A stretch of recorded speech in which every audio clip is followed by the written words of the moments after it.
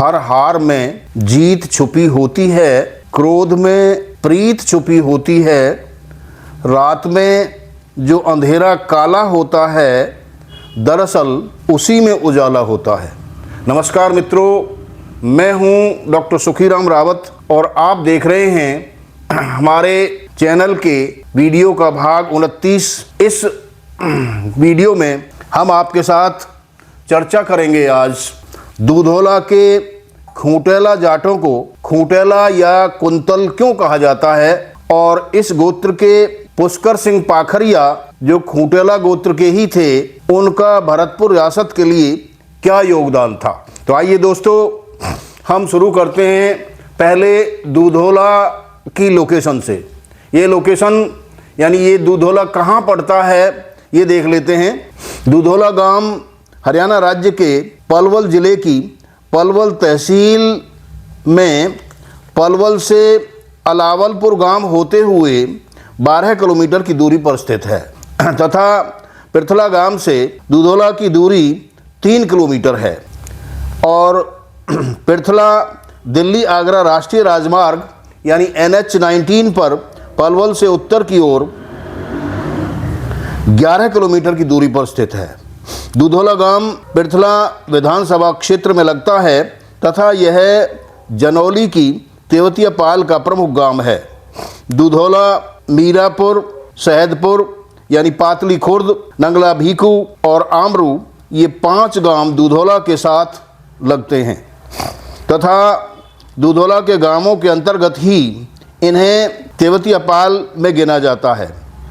इनके अतिरिक्त तेवतिया पाल में छपरौला गांव के अंतर्गत जुड़ने वाले छपरौला, देहलाका यानी धेलाका, किरंज, हाजीपुर और अतरचटा यानी चहट्टा ये 5 गांव भी दूधौला को ही अपना बड़ा गांव मानते हैं तथा इसी की चौधराहट स्वीकार करते हैं।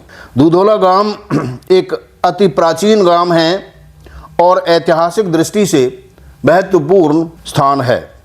वर्तमान समय में इस गांव में कुंतल उर्फ खूंटेला गोत्र के जाट बहुसंख्यक हैं, परंतु प्रारंभिक रूप से कुंतल यानी खूंटेला जाटों ने दूधौला गांव को बसाया नहीं था।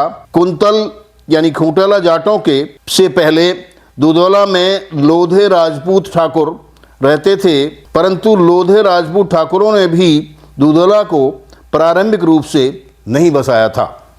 कुंतल शब्द संस्कृत के कुंतम लाति प्राप्नोति गृह्णाति वा इति कुंतलः है, अर्थात जो कुंत यानी बल्लम या भाले को ग्रहण या धारण करे उसे कुंतल कहा जाता है। इस अर्थ में कुंत शब्द के साथ ला धातु और कृदंत क यानी ए प्रत्यय जोड़कर तथा ला धातु के आ का लोप होकर कुंत जमा लय जमा ए बराबर कुंतल शब्द व्युत्पन्न होता है।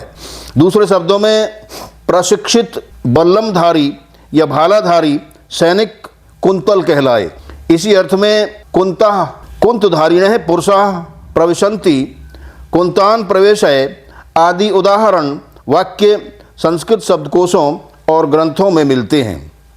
आचार्य पाणिनि, जिनका समय ईसा पूर्व 500 माना जाता है, के ग्रंथ अष्टाध्यायी के स्त्रियाम अवंती कुंती कुरुभ्यश्च सूत्र में अवंती और कुरु जनपदों के साथ कुंती शब्द कुंती जनपद यानी राज्य के लिए आया है, जिसे प्रारंभ में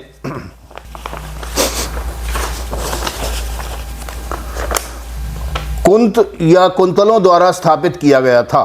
महाभारत के वन पर्व के अनुसार कुंती जनपद यानी राज्य अवंती यानी उज्जैन जनपद का पड़ोसी था। महाभारत काल में यहाँ का राजा कुंती भोज था, जिसकी दत्तक पुत्री कुंती जो सूरसेन की पुत्री प्रथा थी, वो महाराजा पांडु की पत्नी और युधिष्ठिर, भीम तथा अर्जुन की माता थी। प्रसिद्ध विद्वान डॉक्टर वासुदेव शरण अग्रवाल ने पाणिनि कालीन भारतवर्ष में बताया है कि प्राचीन कुंती राष्ट्र यानी वर्तमान ग्वालियर यमुना और चंबल नदियों के मध्य में स्थित था।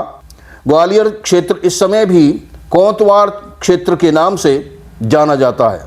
बाद में कुंतल शब्द योग रूढ़ी बन गया, अर्थात कुंत या कुंतलों के प्रदेश कुंती राष्ट्र यानी ग्वालियर की राजकुमारी और पांडु पत्नी महारानी कुंती के वंशजों को ही कुंतल कहा जाने लगा, अन्य कुंतधारी लोगों को नहीं।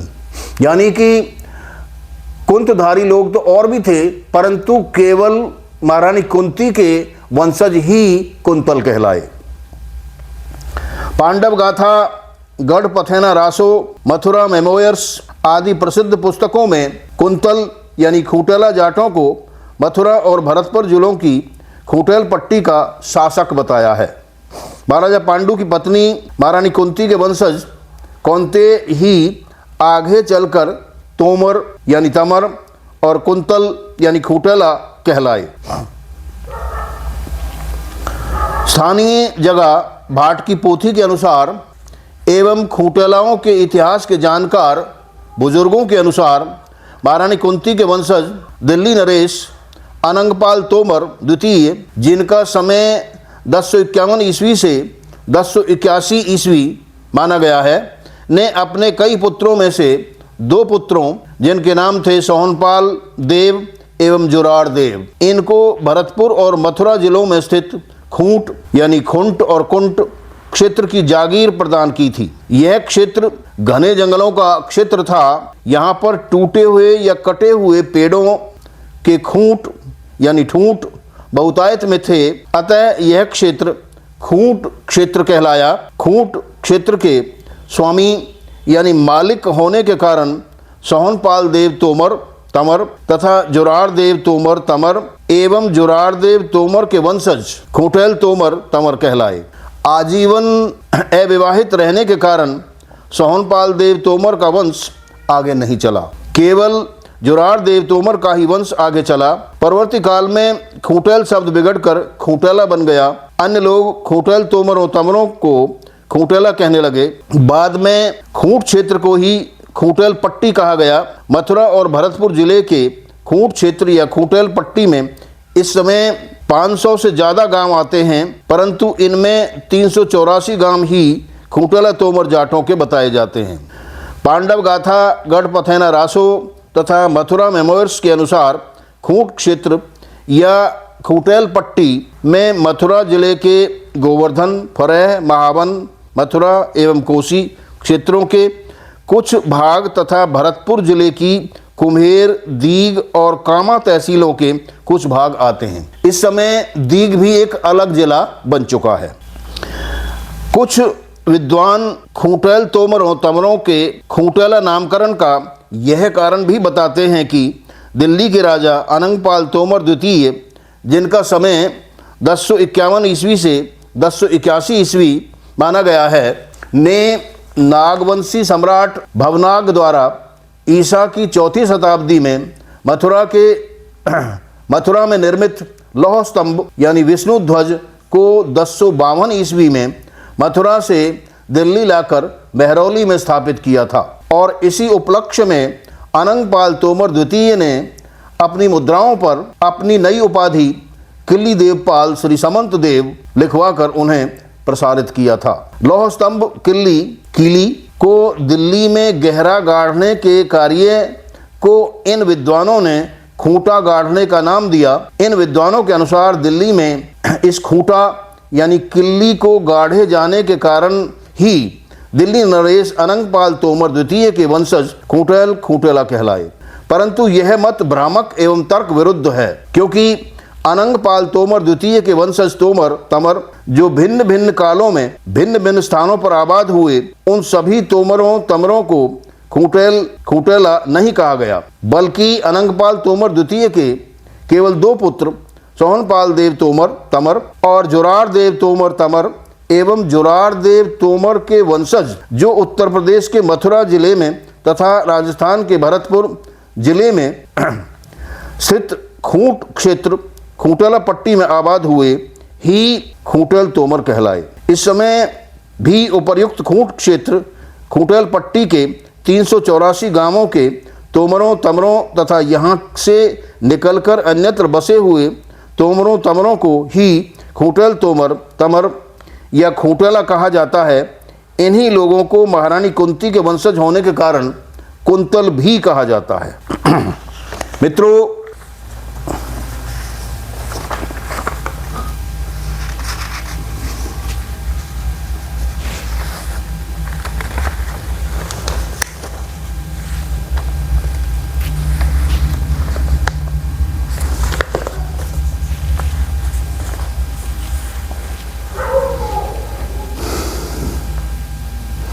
उत्तर प्रदेश के मथुरा जिले तथा राजस्थान के भरतपुर जिले में स्थित खूंट क्षेत्र या खूंटेल पट्टी से भिन्न भिन्न कालों में विस्थापित होकर खूंटेल, तोमर, तमर, जाट भिन्न भिन्न स्थानों पर आबाद हुए मिलते हैं। इस समय खूंट क्षेत्र या खूंटेल पट्टी के अलावा ये खूंटेला, तोमर, तमर, जाट मध्य प्रदेश में मंदसौर जिले के पीपल खूंटा गांव, रतलाम जिले के रतलाम शहर, अंशतः दतिया जिले के खेरी चाचू गांव, विदिशा जिले के रायखेड़ी गांव तथा देवास जिले में पानी गांव में आबाद मिलते हैं। इनके अतिरिक्त ये उत्तर प्रदेश में बुलंदशहर जिले के बड़ौदा एवं पापरी गांवों में, अलीगढ़ के बाढ़सेरा, बारहसेरा गांव में तथा अमरोहा जिले में पूंठी गांव में और हरियाणा में जींद जिले के राजना खुर्द गांव में तथा पलवल जिले के दुधौला, आमरू एवं सैदपुर यानी पातली खुर्द गांवों में आबाद मिलते हैं। स्थानीय जगह की पोथी के अनुसार पलवल जिले के दुधौला गांव से निकलकर खूंटेला जाटों के निकटवर्ती आमरू तथा सैदपुर गांव बसे। दुधौला गांव से ही निकलकर गाजियाबाद जिले में खूंटेलाओं के सदरपुर, रहीसपुर, काजीपुरा एवं पिप्याना गांव तथा दिल्ली में पालम गांव के पास महरम नगर गांव भी बसे हुए बताए गए हैं। दिल्ली नरेश अनंगपाल तोमर द्वितीय के पुत्र और सोनौटगढ़ के राजा जोरार देव खूंटेल तोमर के पुत्र चेतराम खूंटेल तोमर ने वर्तमान मथुरा जिले में खूंट क्षेत्र यानी खूंटेल पट्टी के सौंखगढ़, सौंख के पास चेतनगढ़ को आबाद किया था, ऐसा बताया जाता है। चेतनगढ़ को चेतोखेड़ा या चेतीखेड़ा के नाम से भी जाना गया। चेतराम खूंटेल तोमर जाट यहाँ का राजा बना।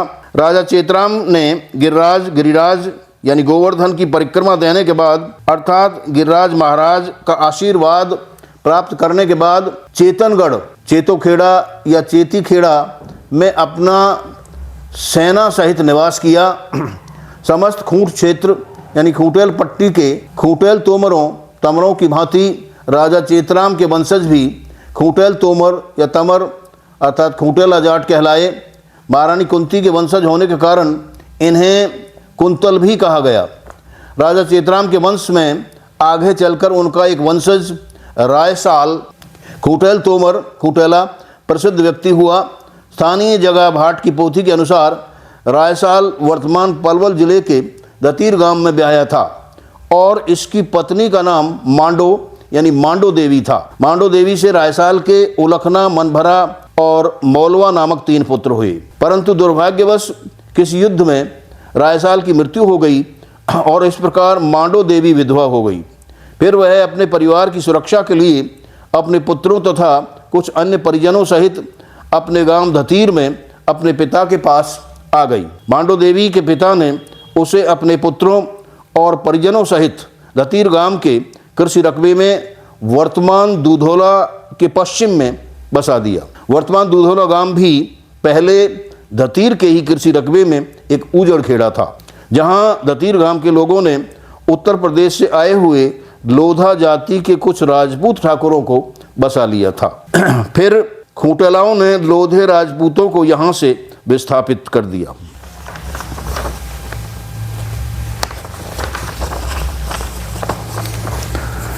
स्थानीय जगह की पोथी के अनुसार मांडो देवी अपने 3 पुत्रों और अन्य परिजनों सहित दुधौला गांव में ज्येष्ठ शुक्ल द्वितीया विक्रमी संमत 1233 यानी 1176 ईस्वी में आबाद हुई थी।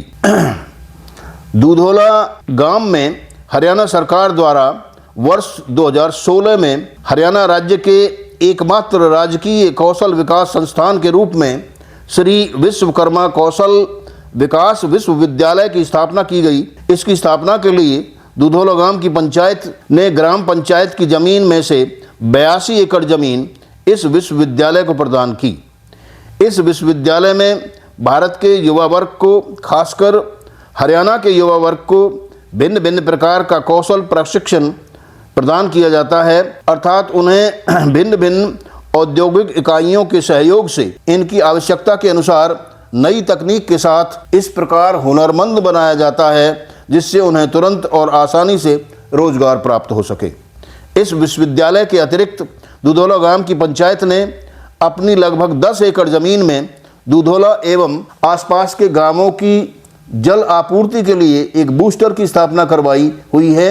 इनके अलावा दुधौला में लगभग 8 एकड़ भूमि में सरकारी सामुदायिक स्वास्थ्य केंद्र यानी CHC भी स्थापित है, जहां निकटवर्ती 29 गांवों के लिए निःशुल्क स्वास्थ्य सेवाएं प्रदान की जाती हैं। वर्ष 1962 में दुधौला गांव के सरकारी प्राथमिक स्वास्थ्य केंद्र यानी PHC की स्थापना की गई थी, जिसे अब ग्रेड बढ़ाकर सरकारी सामुदायिक स्वास्थ्य केंद्र CHC बना दिया गया है। शेष 60 एकड़ जमीन दुधौला की ग्राम पंचायत के पास इस समय मौजूद है, जिसे ग्राम पंचायत की आय वृद्धि के लिए पट्टे पर उठाया जाता है ताकि उस आय से गांव का कुछ विकास करवाया जा सके।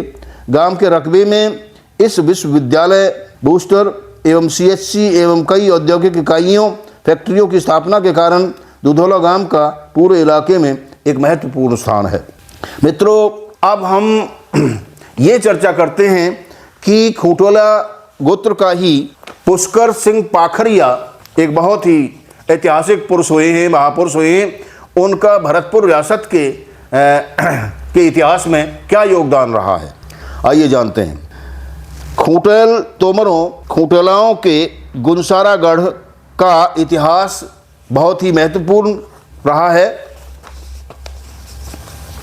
इस समय भरतपुर जिले, अब डीग जिले में की कुम्हेर तहसील में स्थित गुनसारा गांव के नाम से जाना जाता है।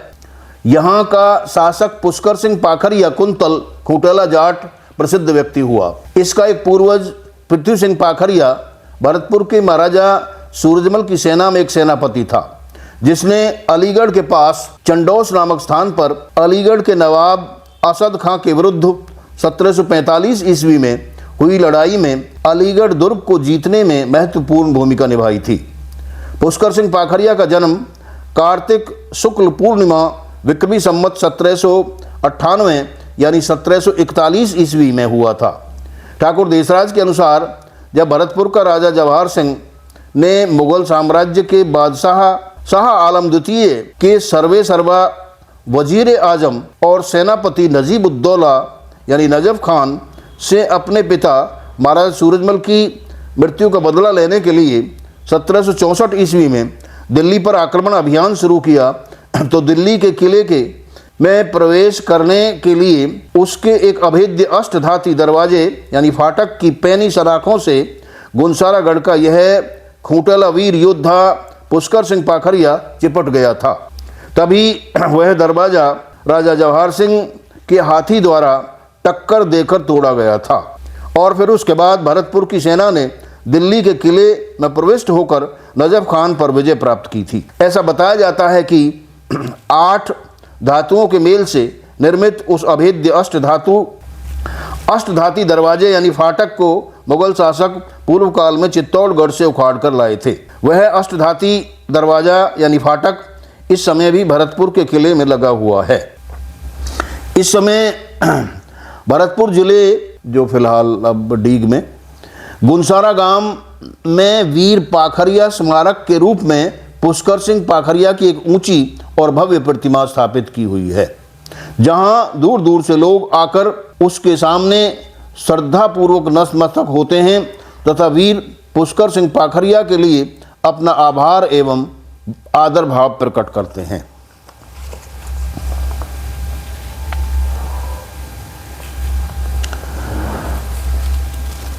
आज के इस वीडियो में बस इतना ही। मित्रों, यदि ये वीडियो आपको अच्छा लगा है और मान लो आपको दुधौला गांव की और भी डिटेल चाहिए, तो आप हमारी पुस्तक पलवल ज़िले के प्राचीन शहरों और गांवों का इतिहास को ले सकते हैं। पलवल में भी इसे लिया जा सकता है, ख़रीदा जा सकता है, और पलवल से बाहर जहाँ कहीं भी आप रहते हैं आपके एड्रेस पर इस पुस्तक को भेजा जा सकता है। यदि इसे आप अच्छा मानते हैं, अच्छा लगता है ये वीडियो, तो इसे अवश्य ही सब्सक्राइब करें, लाइक करें, कमेंट करें। नमस्कार, धन्यवाद।